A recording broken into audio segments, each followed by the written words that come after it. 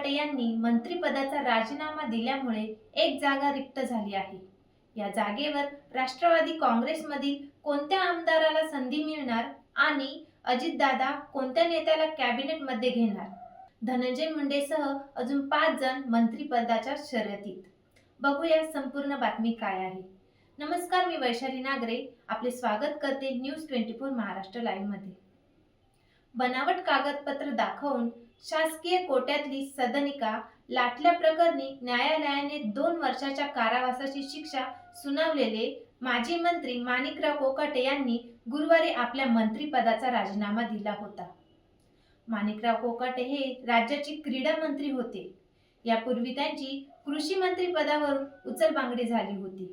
त्यामुळे आता दुसऱ्यांदा वादात अडकल्याने माणिकराव कोकाटे यांच्यावर मंत्रिपदच गमावण्याची वेळ आली आहे। अजित पवार हे माणिकराव कोकाटे यांचा राजीनामा घेण्यास फारसे इच्छुक नव्हते। त्यांना उच्च न्यायालयाच्या निर्णयापर्यंत वाट पाहायची होती। मात्र मुख्यमंत्री देवेंद्र फडणवीस यांनी कोकाटे यांच्यासारख्या कलंकित नेत्याला मंत्रिमंडळात ठेवण्यास विरोध केल्याने अजित पवार यांचा नाईलाज झाल्याचे समजते।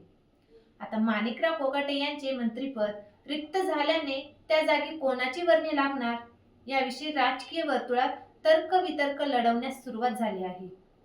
अलीकडेच धनंजय मुंडे यांनी दिल्लीत जाऊन अमित शहा यांची भेट घेतली होती। त्यामुळे माणिकराव कोकाटे यांच्या जागी धनंजय मुंडे यांची पुन्हा मंत्रिमंडळात वर्णी लागू शकते अशी चर्चा सुरू होती। मात्र धनंजय मुंडे यांच्या वाल्मिक कराड कनेक्शनमुळे त्यांचे मंत्रिमंडळातील पुनरागमन म्हणावे तितके सोपे नाही।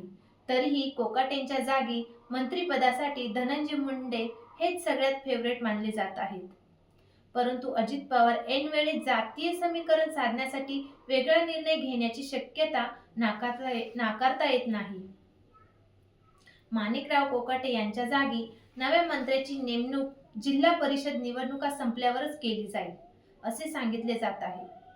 स्थानिक स्वराज्य संस्थांच्या निवडणुका संपेपर्यंत माणिकराव कोकाटे यांच्याकडील क्रीडा व अल्पसंख्याक खाते अजित पवारांकडेच राहील।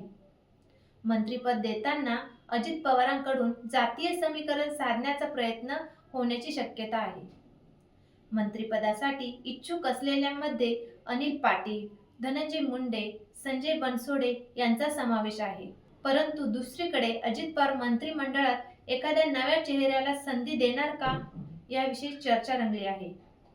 माणिकराव कोकाटे यांच्या जागी मराठा समाजातील नव्या चेहऱ्याचा विचार केला तर प्रकाश सोळंखे, संग्राम जगताप, सुनील शेळके यांनाही मंत्रिपदाची संधी मिळू शकते।